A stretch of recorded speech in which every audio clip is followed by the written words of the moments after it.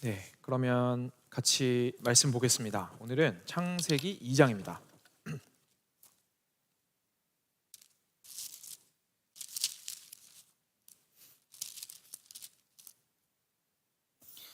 창세기 2장 15절부터 25절까지 말씀인데요.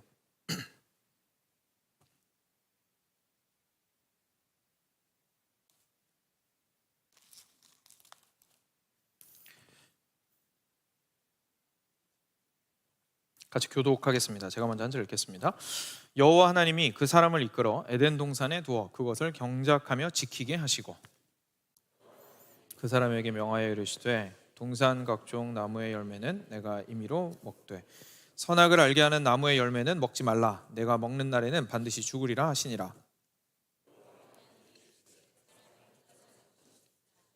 내가 그를 위하여 돕는 배필을 지으리라 하시니라. 여호와 하나님이 흙으로 각종 들짐승과 공중의 각종 새를 지으시고 아담이 무엇이라고 부르나 보시려고 그것들을 그에게로 이끌어 가시니 아담이 각 생물을 부르는 것이 곧 그 이름이 되었더라. 공중의 새와 들의 모든 아담이 돕는 배필이 웃음으로 여호와 하나님이 아담을 깊이 잠들게 하시니 잠들매 그가 그 갈빗대 하나를 취하고 살로 대신 채우시고 여호와 하나님이 그를 아담에게로 이끌어 오시니 아담이 이르되 이는 내 뼈 중에 뼈요 살 중에 살이라. 이것을 남자에게서 취하였은즉 여자라 부르리라 하니라. 이러므로 남자가 부모를 떠나 그의 아내와 합하여 둘이 한 몸을 이룰지로다. 함께 읽겠습니다. 아담과 그의 아내 두 사람이 벌거벗었으나 부끄러워하지 아니하니라. 아멘. 잠깐 기도하겠습니다. 이는 내 뼈 중에 뼈요 살 중에 살이라. 하나님 감사합니다. 주님께서 우리 가운데에 참 결혼을 통하여 가정을 허락하여 주시고 그 가정 안에서 온전히 주님의 사랑을 누릴 수 있도록 해주셔서 감사드립니다. 그렇지만 하나님, 저희가 이 땅을 살아갈 때에 가정에 관련된 많은 질문들이 있습니다. 왜냐하면 모든 가정이 완전하지 않기 때문입니다. 하나님, 저희들의 참 아픈 현실을 주님 앞에 그대로 들고 나아가며 주께서 하시는 말씀을 듣고자 합니다. 아버지 하나님께서 가정을 향하여 가지신 뜻이 무엇인지를, 그리고 이 가정이 우리에게 어떠한 의미를 가지고 있는지를 다시 한번 기억하게 되는 귀한 시간 될 수 있도록 하여 주시옵소서. 그리하여 우리 가운데 회복이 필요한 이들에게 회복을 허락하시고 새로운 깨우침이 필요한 이들에게 새로운 깨달음을 허락하여 주시고 돌이킴이 필요한 이들에게 돌이킬 수 있는 또한 은혜들을 허락하여 주시기를 원합니다. 감사하며 사랑하는 우리 주 예수 그리스도 이름으로 기도드렸습니다. 아멘. 네, 마침 마더스데이입니다. 그래서 지난 한 2해 동안 계속 마더스데이 지날 때마다 어머니 관련해서 말씀을 나누었었는데요. 이제 한국에서는 보통 5월 전체를 이제 가정의 달이라고 불러가지고, 그렇죠? 뭐 어린이날도 있고 스승의 날도 있고 그리고 어버이날이 있고 여러 가지를 함께 이제 묶어서 한 달 전체를 좀 가정 중심적으로 함께 묵상하고 그리고 셀러브레이트하고 하는 시간들을 가지는데요. 마침 이제 EM과 저희가 이렇게 본문을 맞춰서 하는 설교를 6월부터 시작을 하려고 합니다. 그래서 그 전까지 아직 시간이 있어서 5월 동안에 저희도 좀 가정에 집중해서 말씀을 살펴보고자 합니다. 그래서 오늘은 그 첫 번째 시간입니다. 가정의 시작이라는 제목으로 오늘 말씀 같이 볼 텐데요. 이제 본격적으로 들어가기 전에 한마디만 말씀을 드리면, 말씀을 들으시면서 대부분 제가 결혼에 대해서 오늘 얘기를 많이 할 겁니다. 그런데 제가 결혼이라고 얘기하는 거랑 가정을 얘기하는 거랑 사실 똑같은 얘기를 제가 하고 있는 겁니다. 왜냐하면 가정의 시작이 결국 결혼의 시작이고 결혼의 시작이 결국은 가정의 시작입니다. 그렇죠? 그래서 오늘 결혼의 시작에 대해서 알아보는 것이 결국 가정의 시작을 알아보는 것이라는 걸 좀 염두에 두시고 들으시면서 그렇게 조금 유념하시면서 들으시면 적용하시는데 무리가 없으실 것 같습니다. 자, 그러면 본격적으로 들어가 볼 텐데요. 먼저 저희가 본문으로 들어가기 전에 이제 아무래도 결혼에 관련된 거니까요. 결혼은 안 믿는 사람들도 다 하는 겁니다, 그렇죠? 그래서 실제 현대인들이 또는 우리들이 일반적으로 결혼에 대해서 어떻게 생각하는지 조금 짚어보고 넘어가도록 하죠. 여러분들 중에서 옛날에 막 역사나 아니면은 인류학 뭐 이런 거에 조금 관심 있으셨던 분들은 아마 들어보셨을 수도 있고요. 지금 대부분의 사람이 뭐 이렇게 인정한다 이렇게 말하는 건 아니지만 그래도 분명히 특정 이런 제가 지금부터 말씀드릴 이런 이론을 가지고 보통 가정의 기원을 생각을 하곤 했고 지금도 그런 사람들도 있습니다. 어떤 거냐면 이런 겁니다. 처음에 사람을 보면 이제 지금은 다 결혼을 해가지고 결혼한 사람들 사이에서만 배타적으로 거기에서 아이를 낳고 이렇게 키우고 있습니다. 그렇죠? 근데 한번 생각해 보시면, 특히 진화론적으로 생각을 해보시면, 동물이 결국은 인간이 되었다고 생각을 해보면요, 맨 처음부터 이런 가정이 있었을 것 같진 않습니다. 그렇죠? 그런 관점으로 본다면. 왜냐하면 동물들은 우리처럼 가정이 없거든요. 동물은 우리 같은 가정은 없거든요. 그러니까 결국은 종의 보존을 위해서 한 종류의 동물들이 자기들을 보존하기 위해서 거기에서 뭐 꼭 아내가 아니어도 생산을 해낼 수 있는 대상과 관계를 맺고 생산을 해내고 계속 자기 종을 보존을 하면 됩니다. 대부분이 그렇죠. 그러니까 이렇게 생각을 하는 겁니다. 가정이라는 게 어떻게 생겼냐면 처음에는 결혼이라는 게 없었다는 거예요. 그래서 우리 다들 그냥 자유롭게 살았어요. 그게 좋은 건지 안 좋은 건지 모르겠지만 하여간 처음에는 자유롭게 살았습니다. 근데 그러다 보니까 그래도 내 자식이 이쁘다라는 사실은 이제 알게 됩니다. 그렇죠? 그래서 내 자식이 이쁘기 때문에 결국은 누가 중심이 되기 시작하냐면 이제는 엄마가 먼저 중심이 되기 시작했다고 주장했습니다. 사람들이. 그래서 모계 사회가 먼저 있었다라고 얘기를 합니다. 왜냐하면 남자는 아기를 낳을 수는 없잖아요.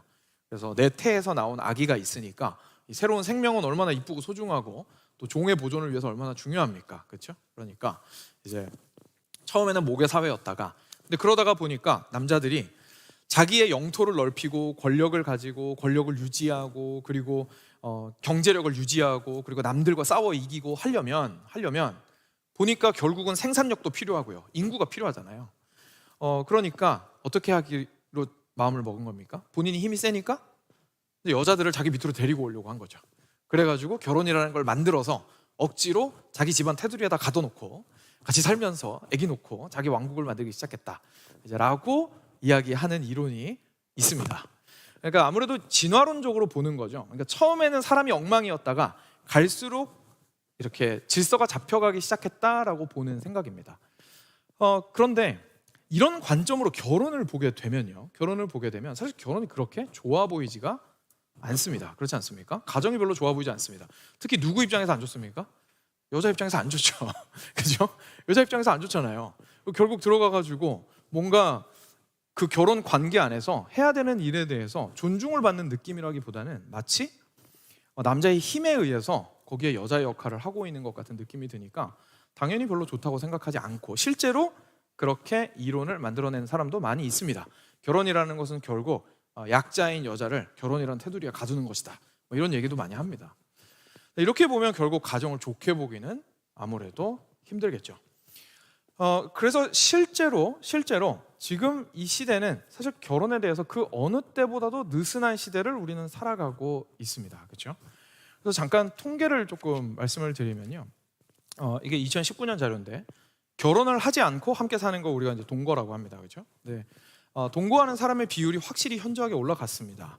20년 전인 한 2000년 정도만 해도 미국 자료인데요, 600만 명 정도가 이제 동거를 하고 있었는데 지금은 2019년 현재로 1,700만 명이 동거를 하고 있습니다. 그러니까 굉장히 수가 많아졌죠. 일단 그러니까 그렇게 수가 많아지면 결국 사람들이 보기에 저도 뭐 괜찮은가 보다 이제 이런 생각을 하게 됩니다. 그렇죠? 하게 됩니다.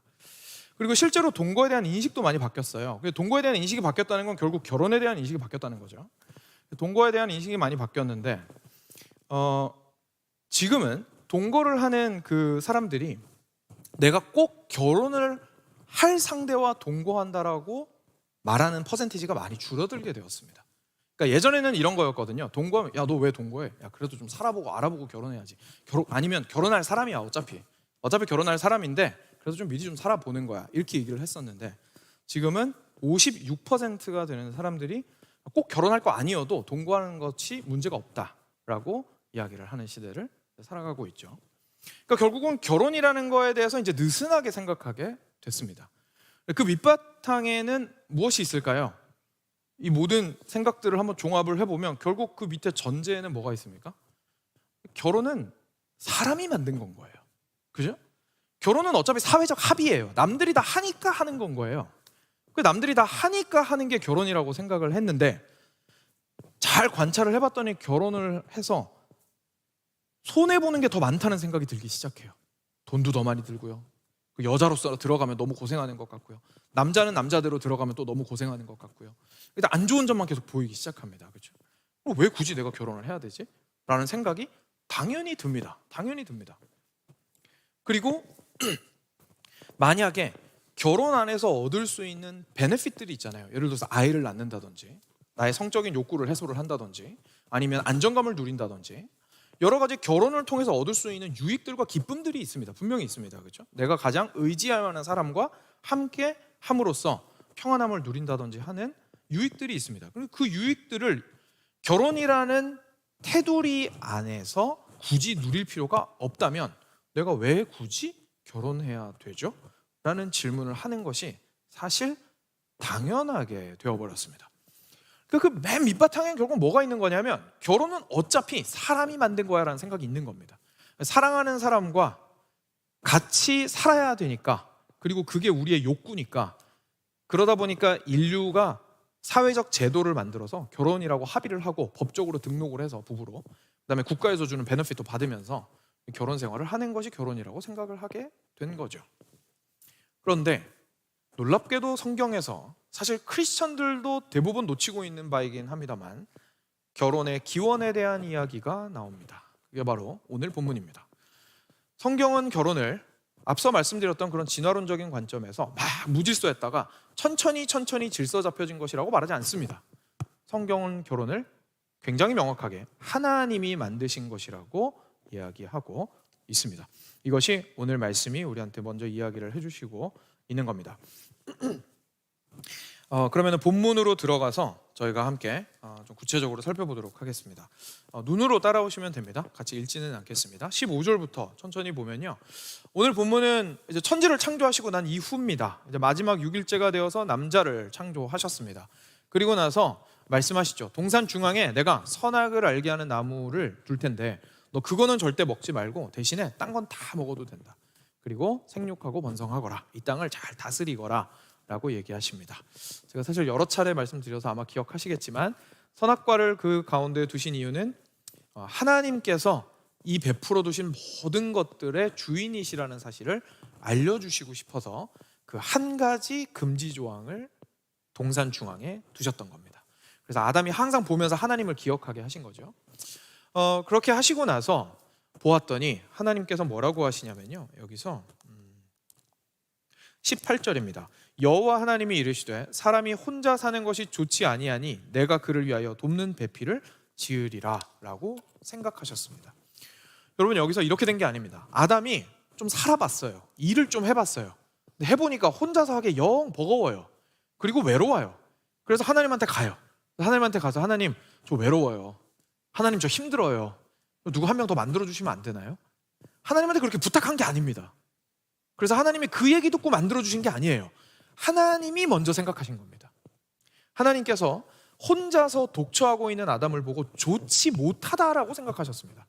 그리고 나서 더 좋아지려면, 참 행복하고 기쁘고 하나님 안에서의 온전한 평안을 누리려면 사람이 필요하구나라는 것을 하나님이 생각하시고 만들어줘야겠다라고 마음을 먹으셨습니다. 그래서 열심히 일하고 있는 어느 날 아담을 잠재우십니다. 그리고 갈비뼈를 취하십니다. 그리고 갈비뼈에 있는 곳에 다시 살을 넣으시고 그 갈비뼈를 취하여 여자를 만드셨습니다. 그리고 나서 여자를 22절입니다. 저희가 22절은 한 목소리로 읽을까요? 시작. 여호와 하나님이 아담에게서 취하신 그 갈빗대로 여자를 만드시고 그를 아담에게로 이끌어 오시니. 아멘. 네, 그래서 하나님께서 그 여자를 남자에게 이끌어 오신 것을 저희가 보게 됩니다. 자, 여기서 정지 버튼을 잠깐 누르겠습니다. 여기까지의 내용들을 가지고요, 저희가 한번 관찰을 해볼 겁니다. 제가 굉장히 간단한 질문 3가지만 드리겠습니다. 그리고 3가지 질문만 대답을 하시고 종합을 해보면 저희가 정말 귀한 깨달음들을 많이 얻게 됩니다. 첫 번째 질문입니다. 여러분, 지금 남자를 창조하신 건 뭐 알겠는데요, 그렇죠? 남자는 창조하셨는데 여자를 창조하신 시점이 죄가 들어오기 전이었습니까? 후였습니까? 죄가 들어오기 전입니다. 그렇죠? 뭐 사실 당연한 얘기입니다. 왜냐하면 결국 첫 죄를 여자가 지었으니까요. 여자가 만들어졌을 때 당연히 죄 짓기 전입니다. 그렇죠? 자, 일단 요거는 이렇게 두겠습니다. 왜 중요한지는 좀 이따 나옵니다. 두 번째 질문입니다. 더 쉬운 질문입니다. 여자를 누가 창조하셨습니까? 하나님이 창조하셨습니다. 그렇죠? 자, 갈빗대는 아담에게 있던 걸 빼내시긴 했지만 갈빗대가 어떻게 사람이 됩니까? 그죠? 갈빗대 이렇게 뭐 접붙인다고 해서 사람이 되는 게 아니잖아요. 갈빗대 땅에다가 묻는다고 해서 사람이 돼서 나오는 게 아니죠. 갈빗대를 사람으로 만드신 분은 하나님이십니다. 실제로 말씀은 뭐라고 얘기를 하고 있냐면 하나님께서 사람을 만드시되 하나님의 형상으로 만드시고 남자와 여자를 하나님의 형상으로 만드셨다라고 성경은 말하고 있습니다. 남자와 여자는 동일하게 하나님의 형상으로 창조되었습니다. 혹시 누가 남자가 먼저 만들어졌고 여자는 갈빗대에서 나왔다고 해서 남자만 하나님의 형상이라고 우기거든, 네, 도망가시든지 한 대 때리시든지 네, 하셔도 될 것 같습니다. 모두가 동일하게 하나님의 형상으로 창조되었습니다. 자, 세 번째 질문입니다. 그러면 누가 이 여자를 남자에게 데려오셨습니까? 하나님이 데려오셨습니다. 그죠? 하나님이 데려오셨습니다. 다시 한번 말씀드리지만 아담이 하나님한테 달라고 한 거 아닙니다. 아담이 하나님한테 만들어 달라고 한 거 아니었습니다. 그리고 하와를 하나님께서 저 멀찌감치 옆 동네에다가 만들어 두고 소문이 퍼지게 하신 다음에 야, 옆 동네에 그렇게 이쁜 하와라는 처자가 있대 얘기 듣게 하셔가지고 이 사람이 거기까지 달려가서 거기서 우물가에서 물 깃고 있는 여인을 몰래 훔쳐보다가 내가 어떻게라도 좀 조크 한마디라도 웃겨가지고 제 마음을 좀 얻어볼까, 연락처를 어떻게 따볼까 해서 가가지고 막 사랑하는 마음을 구애하고 찾아내고 그래가지고 연애하다가 마음이 맞아서 결혼식을 올린 것이 아니었습니다. 첫 여자를 남자에게 데려오신 분은 하나님이셨습니다. 자, 이 질문, 간단한 질문 세 가지만 대답을 해보아도 초점이 어디에 있는지 충분히 감이 오시죠? 사랑하는 여러분, 결혼은요 우리 하나님께서 만드신 것입니다. 그리고 결혼을 하나님께서 만드신 것이기에 가정 역시 당연히 하나님이 시작하시는 것이고 시작하신 것입니다. 여기서부터 출발하여서 세 가지 정도의 진리를 저희가 깨달을 수가 있습니다. 먼저 첫 번째는요, 그러니까 방금 말씀드린 것처럼요, 결혼은 사람들이 말하는 것처럼 남들이 다 하니까 하는 게 아닙니다. 결혼이라는 제도 자체를 주신 분은 하나님이십니다. 그래서 하나님께서 남자를 만드시고 여자를 만드셨습니다. 둘을 만들지 않으면 결혼이라는 것이 애초에 불가능합니다. 둘을 만드신 것 자체가 하나님께서는 결혼을, 즉 가정을 염두에 두셨던 것이었습니다. 남자는 여자에 맞도록 창조되었고요, 여자는 남자에 맞도록 창조되었습니다. 서로가 서로를 위하여 창조되었습니다. 물론 독립적으로 각각이 하나님의 형상으로 창조되기는 했지만 서로 다르게 창조하심으로 서로가 온전히 하나 될 수 있는 모습으로 창조하셨다는 사실을 저희가 첫 번째로 깨닫게 됩니다. 그리고 두 번째로요, 제가 맨 처음 드렸던 질문 기억하실 겁니다. 이 결혼이라는 제도는 죄가 들어오기 전에 만들어진 제도입니다. 성경에 많은 제도가 있는데요, 심지어 하나님이 주신 제도가 있는데 죄가 들어온 이후에 생긴 제도들이 많습니다. 여러분 생각해 보십시오. 이스라엘 백성들이 하나님한테 말합니다. 하나님, 우리도 왕 주세요. 그래서 하나님이 왕을 주시고 국가를 허락하셨습니다. 언제 생긴 겁니까? 죄 후에 생긴 겁니다. 국가가 필요한 이유는 죄가 있기 때문입니다. 죄가 있어서 공권력을 가지고 죄가 지나치게 튀어오르지 않을 수 있도록 제어하는 역할을 해야 되는 겁니다. 그래서 법과 칼을 가지고 백성들을 어느 정도 누르며 다스리고 질서를 잡는 국가라는 제도가 필요하게 되어서 하나님께서는 타락한 이후에 인간에게 국가를 주신 겁니다.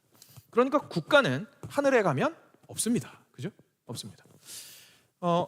놀랍게도 교회도 마찬가지입니다. 그죠? 교회는 언제 주어졌습니까? 타락한 이후에 생겼습니다. 그러니까 교회가 왜 필요한 겁니까?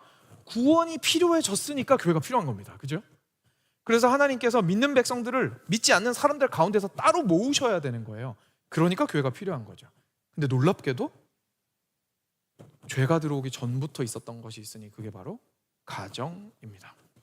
결혼과 가정은 하나님께서 태초부터 계획하셨던 것이고 참 아름답고 선하게 만드신 것이 가정이었습니다. 그래서 이 결혼은요, 정말로 선하고 아름다운 것입니다. 하나님께서 태초에 천지를 창조하시고 나서 모든 것들을 보시고 뭐라고 말씀하십니까? 와, 보기에 좋았더라 라고 하셨습니다. 그러면은 이 결혼도 하나님이 시작하신 거니까 아담과 하와 모아놓고 하나님이 뭐라고 하셨겠어요? 보기에 좋았더라 라고 하셨을 겁니다. 그리고 이것들을 보고 하나님께서 얼마나 기뻐하셨는지를 세 번째 사실을 묵상해 보면 다시 한 번 더 한 단계 더 깊이 있게 깨닫게 됩니다. 아담은 하나님의 형상이었습니다. 하와는 하나님의 형상이었습니다. 무슨 말이냐면요, 존재하는 모든 것 중에 하나님의 지혜와 능력과 아름다움과 그 모든 것들을 제일 닮은 존재가 있었는데 그게 바로 아담이랑 하와였다라는 얘기입니다. 근데 그 둘이 어떻게 합니까? 하나가 되었습니다. 두 하나님의 형상이 혼자만 있어도 영광스러운데 두 하나님의 형상이 하나가 온전히 되어 연합체를 이룰 때에 그 영광은 얼마나 더 커지겠습니까? 이건 1 더하기 1이 2가 되는 것이 아니라 1 더하기 1이 거의 무한대에 가까운 열매를 만들어낼 수 있는 아름다움을 그 결혼 안에서 누릴 수 있도록 하나님께서 하셨던 겁니다. 그래서 인간의 결혼은 굉장히 특별한 것입니다. 처음부터 막 멋대로 사는 사람들이 자기 생각에 좀 안정적이려고 만든 것이 결혼이 아니라 하나님께서 다시 말해서 당신이 누리시는 행복을 우리도 누리라고 허락하신 것이 결혼이라는 사실을 우리가 깨닫게 됩니다. 우리가 만약에 만물을 바라보면서 깜짝 놀라고, 만물을 바라보면서 하나님을 찬양하고, 만물을 바라보면서 하나님의 손길을 경험한다면 논리적으로 방금 들었던 이 말씀에 따르면 사실 결혼을 보면 어떻게 돼야 된다는 얘기입니까? 경탄할 수밖에 없다는 얘기입니다. 와! 왜냐하면 하나님을 가장 닮은 두 존재가 하나가 되어 있으니까 거기에서는 얼마나 큰 찬양이 터져 나오겠습니까? 그렇죠? 그리고 이 묵상의 끝에서 이제 이어지는 부분이 오늘 나머지 본문입니다. 그래서 이 연합이 어떤 연합인지가 23절부터 25절이 저희한테 좀 보여주고 있거든요. 23절부터 25절은 저희가 한 목소리로 같이 읽겠습니다. 시작. 아담이 이르되 이는 내 뼈 중에 뼈요 살 중에 살이라. 이것을 남자에게서 취하였은즉 여자라 부르리라 하니라. 이러므로 남자가 부모를 떠나 그의 아내와 합하여 둘이 한 몸을 이룰지로다. 아담과 그의 아내 두 사람이 벌거벗었으나 부끄러워하지 아니하니라. 아멘. 자, 아담이 하와를 처음 만났습니다. 그랬더니 갑자기 이렇게 얘기합니다. 이는 내 뼈 중에 뼈요 살 중에 살이라. 그리고 남자에게서 취하였으니 여자라고 부르리라 라고 이야기를 했습니다. 무슨 말일까요? 저희가 조금 삐딱하게 보면 뭐 이런 말로 들릴 수도 있습니다. 너 이제부터 내 밑에 있어. 너 내 거야. 어차피 내 갈비뼈에서 나왔으니까 넌 내 밑에 있어 라고 말하는 말처럼 들릴 수도 있습니다. 그런데 그런 뜻이 아닙니다. 여기서 말하는 건 무슨 뜻이냐면요, 이런 겁니다. 나도 하나님이 만드셨고 당신도 하나님이 만드셔서 우리는 독립적으로 하나님의 형상입니다. 그런데 놀랍게도 나도 나고 당신도 당신인데 어쩜 당신 안에서 내가 보이고 내 안에서 당신이 보입니까? 당신이 나이고 내가 당신입니다 라고 고백하는 것입니다. 이 앞까지 아담이 무슨 일을 했는지 기억나세요? 동물들이 오면 걔네들한테 이름 지어줬습니다. 걔네들한테는 아무도 이런 얘기 안 했습니다. 그죠? 무슨 동물을 봐도 얘가 나랑 하나라는 생각은 안 드는 거예요. 그죠? 그런데 갑자기 생판 처음 보는 여인이 자기 눈앞에 나타났는데 이 여인을 보자마자 거기에서 하나님의 형상을 발견한 거죠. 그리고 거기서 고백하는 겁니다. 이는 내 살 중에 살이요 내 뼈 중에 뼈라. 당신과 나는 하나입니다.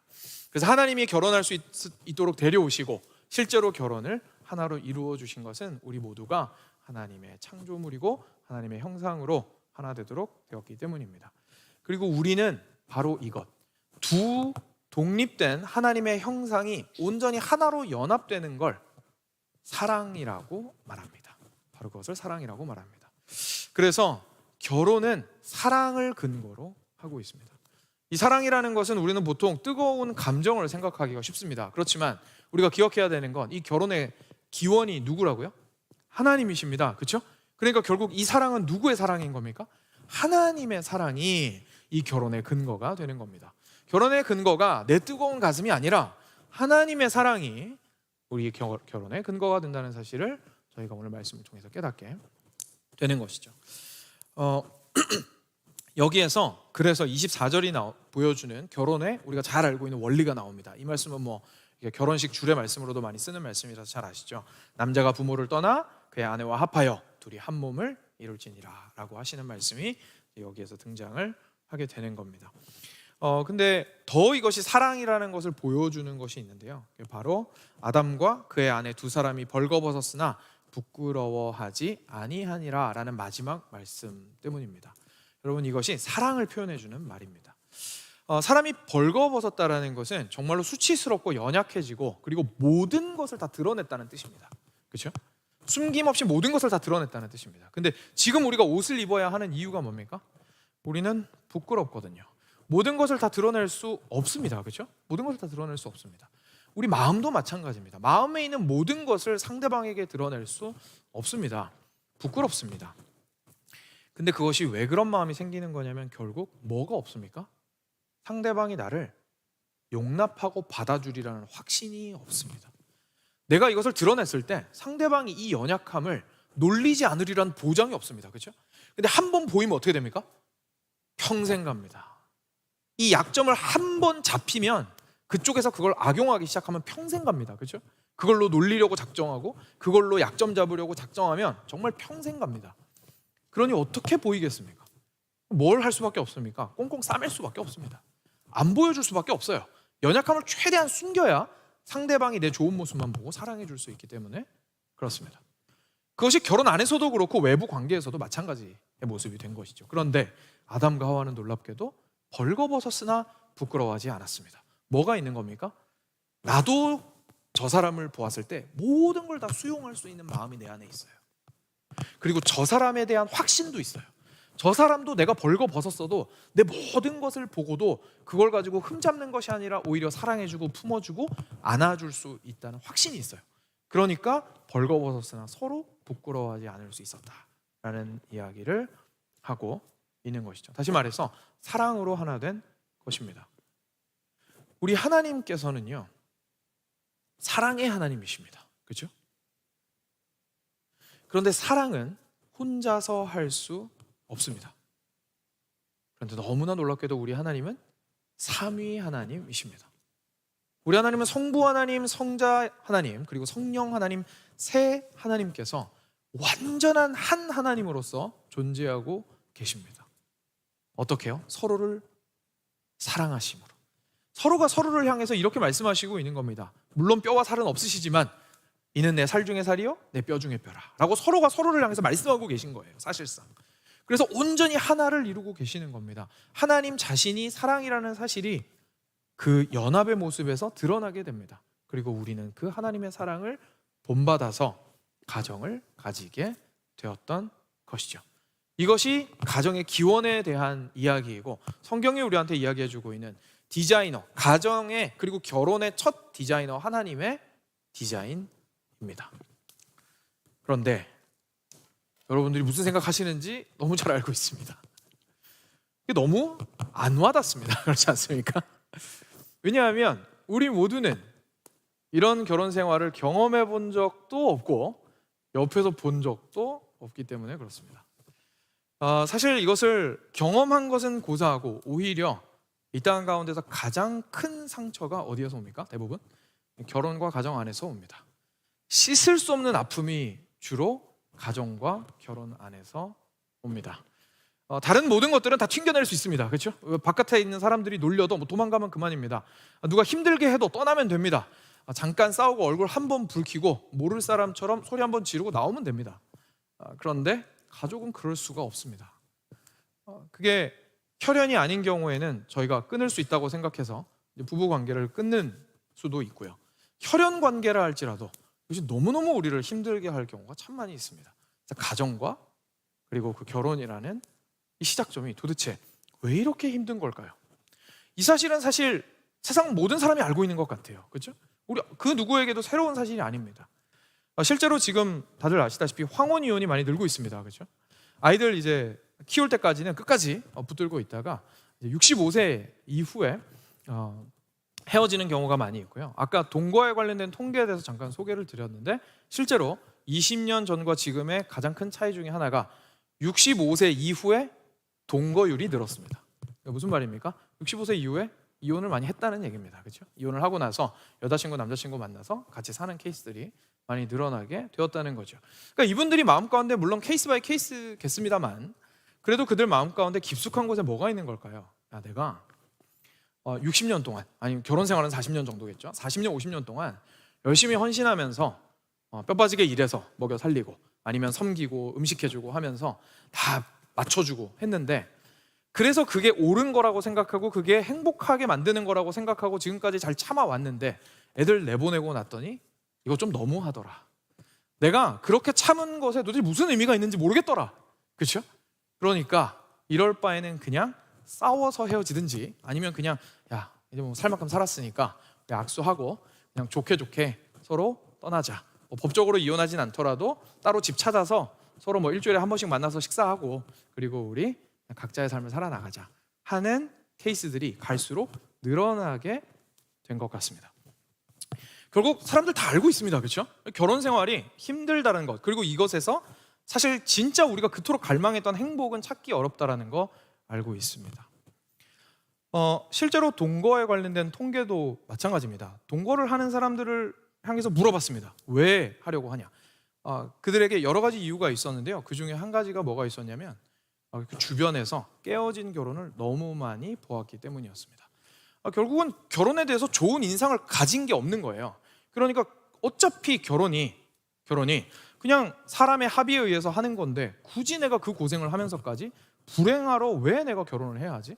지금 내가 회사에서 돈도 충분히 받고 있는데, 그렇죠? 결혼할 이유가 없죠. 그런데 결혼 안에서 누릴 수 있는 것은 결국 동거를 통해서 대부분 누릴 수 있기 때문에 그냥 같이 살면 되지 않아? 라고 이야기하게 된 것이죠. 우리가 생각할 때 돈 문제라고 생각할 수도 있습니다. 왜냐하면 실제로 경제적 문제 때문에 헤어지는 케이스들이 굉장히 많기 때문이죠. 그런데 이것도 사실이 아닙니다. 왜냐하면 헐리우드 배우들을 보면 그렇지 않은 것 같아요. 그죠?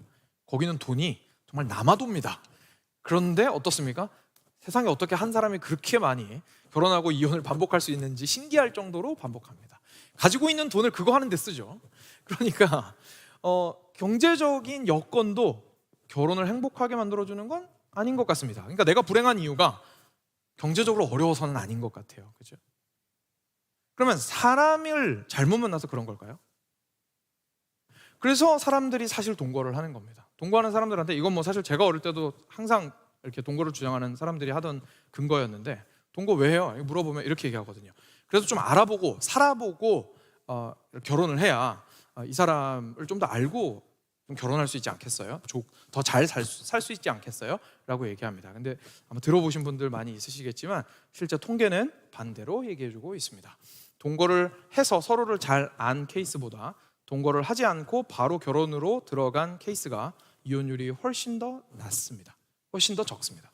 그래서 오히려 잘 알면 괜찮을 거라고 생각하고 동거하고 결혼을 했던 케이스들이 깨어지는 경우가 훨씬 더 많았습니다. 그러니까 이것도 아닌 것 같아요. 그렇죠? 뭔가 사람을 잘못 만나서 이런 문제가 된 것도 아닌 것 같아요. 왜냐하면 잘 알고 결혼하면 괜찮을 줄 알았는데 잘 알고 만났어도 문제가 생겼거든요. 문제 뭘까요? 너무 힘들다라는 이 현실 결혼의 망가짐에 대해서 우리는 어떻게 이해해야겠습니까? 왜냐하면 성경이 말하는 결혼은 이렇게 아름답고 황홀하고 아름답고 행복한 것인데 도대체 그 결혼은 어느 나라 얘기입니까? 그렇죠? 저희가 너무 당혹스럽습니다.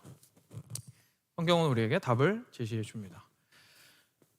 결혼의 시작이 하나님이었다라는 사실에 답이 있습니다.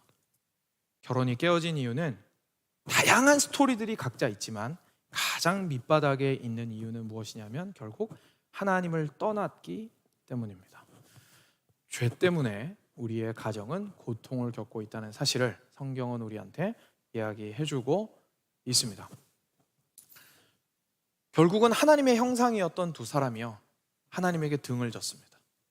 모든 자기 자신의 아름다움, 매력, 지혜, 능력, 이 모든 것들이 하나님으로부터 흘러나왔는데 그 하나님에게서 등을 돌리는 순간 나의 능력도 나의 지혜도 나의 아름다움도 나의 영광도 나의 사랑도 고갈되어 버리기 시작하고 왜곡되어 버리기 시작했습니다. 나만 그런 게 아니라 상대방도 그렇게 되어버렸습니다. 그래서 곱게 상대방이 안 보입니다. 그리고 상대방이 나를 어떻게 볼까 너무 두렵습니다. 그래서 벌거벗었으나 부끄러워하지 않았던 아담과 하와가 죄를 짓고 난 이후에 제일 먼저 한 일이 뭡니까? 하나님에게서 숨고 나뭇잎으로 자기 몸을 가리는 것이었습니다. 사랑할 수 없는 존재가 되어버린 것이죠. 하나님에게 등을 돌려버렸기 때문이었습니다. 우리의 각자의 삶 가운데에는 개인적인 이유들이 있고요. 그리고 실제로 정말 힘든 결혼 생활을 하고 어쩌면 심지어는 이제 그 끝에 안타깝게도 헤어지는 경우에도 누군가 더 잘못했을 수도 있습니다. 그렇죠? 인간적으로 따져보면 그런 건 있을 수 있습니다. 그렇지만 그 모든 것들의 문제의 제일 밑바탕에는 결국은 나도 망가졌고 그도 망가졌고 그래서 함께 망가져 있다라는 사실이 존재한다는 것을 성경을 통해 깨닫게 됩니다.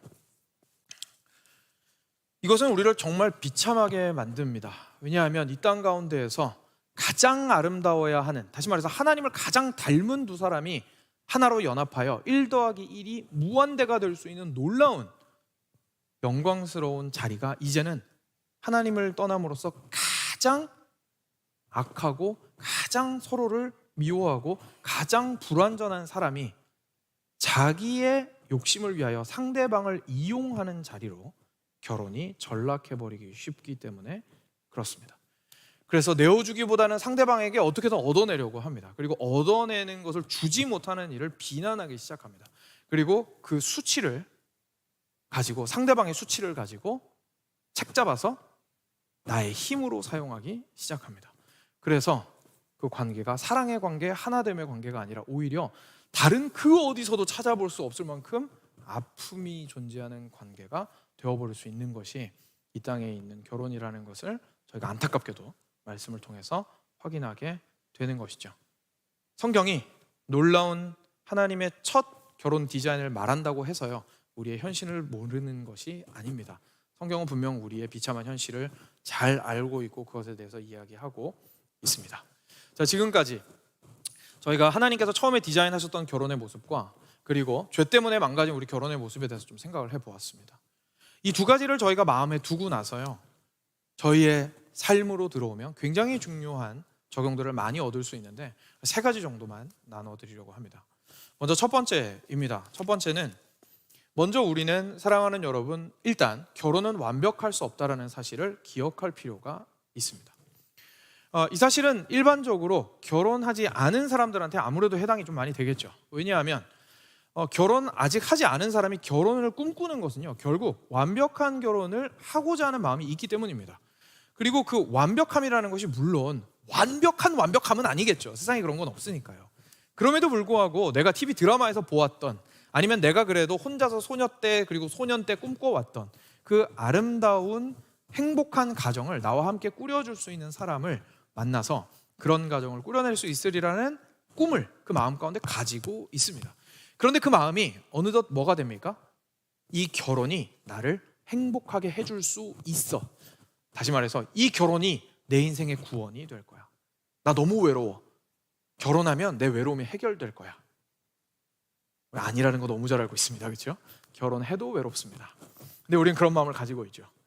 이 결혼을 하면 내가 세상에서 무시당한다고 너무 힘들었는데 내 자존감이 올라갈 거야. 우리 모두 알고 있습니다. 세상에서 무시하지 않는 것을 가지고 집에서는 무시당할 수도 있습니다. 우리가 그렇게 결혼을 구원으로 생각하고 바라보게 됩니다. 하지만 성경이 우리한테 말하는 것은요, 결혼은 우리의 구원일 수 없습니다. 결혼해도 외롭고 결혼해도 힘들고 결혼을 하더라도 우리가 꿈꿔왔던 행복은 있는 그대로 찾아볼 수 없다는 사실을 일단 우리가 현실로 인정할 필요가 있습니다. 그리고 아마 대부분 여기 앉아 계신 분들은 이렇게 생각하셨을 겁니다. 아니, 목사님, 결혼 완벽하지 않은 거 누가 모르나요? 살 만큼 살았는데 당연한 얘기 하시네요. 그런 건 다 청년들한테나 해당되는 얘기죠 라고 하실 겁니다. 그런데요, 꼭 그렇지만은 않습니다. 왜냐하면 결혼을 하고 난 사람들에게도 여전히 결혼이 구원으로 여겨질 수 있기 때문에 그렇습니다. 그게 무슨 말이냐면 이런 겁니다. 내가 이 사람만 잘하면 내가 행복해질 수 있어라고 생각하는 마음이 내 안에 있는 겁니다. 당신만 잘하면 이 결혼 생활 완벽하게 행복해질 수 있어라고 생각하는 거죠.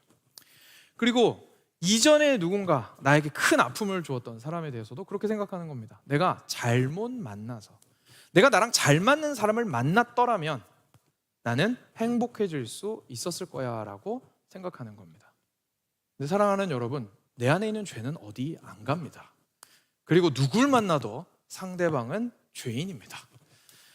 물론 인간적인 의미에서요, 성격이 좀 많이 안 맞는 사람이 있고 잘 맞는 사람이 있습니다. 분명 그건 사실입니다. 그래서 좀 많이 다툴 수도 있고 적게 다툴 수도 있습니다. 맞습니다. 그렇지만 정말로 핵심적인 문제는 죄이지 성격이 맞지 않는다는 것이거나 다른 문제가 아니라는 사실을 우리가 깨닫게 되는 겁니다. 우리가 그런 마음을 가지고 있는 것, 내가 이 사람이 아니었다면 달랐을 거야 라고 생각하는 것 자체가 여전히 결혼이 나의 행복을 줄 수 있다고 생각을 하고 있다는 것을 사실 반영해 주고 있습니다. 그렇죠? 그러니까 결혼하기 전이든 결혼한 후든 우리는 여전히 결혼에 대한 꿈은 버리지 못하고 있습니다. 근데 이 땅 가운데에서 정말 진정한 의미의 완벽한 행복을 줄 수 있는 결혼은 물론 큰 행복을 줄 수 있습니다. 그렇죠? 그렇지만 완벽한 행복을 줄 수 있는 결혼은 없다라는 사실을 저희가 먼저 직시할 필요가 있습니다. 결혼을 하지 않은 사람은 이 사실을 알고 결혼으로 들어가야 하고요. 그리고 결혼을 한 사람들은 그 사실을 알고 상대방을 볼 수 있어야 합니다. 두 번째로, 그렇지만 참 너무 감사하게도요, 우리가 꼭 기억해야 되는 것은 결혼을 혐오할 필요는 없다는 사실입니다. 이 땅에서 보다 보니까 하나님께서 결혼을 만드셨다는 생각을 못해요. 그러면 어떻게 됩니까? 결국은 결혼이라는 것 자체를 혐오하게 됩니다. 왜냐하면 모든 결혼은 다 깨져 있잖아요. 대부분의 결혼이. 그러니까 그 깨진 결혼들을 보면서 내가 뭐하러 저런 결혼을 하지? 이 수고스럽게 살면서? 라고 생각을 하게 됩니다. 그래서 어떻게 합니까? 나 결혼 안 할래? 이제 이렇게 갑니다. 근데 여기서 더 나아가면 어떻게 됩니까? 결혼 안 할래서 더 나아가면 상대 성을 미워하기 시작합니다. 그죠? 어우 저 남자들, 그죠? 어우 저 여자들, 서로만 보면 막 진절머리 나는 거예요.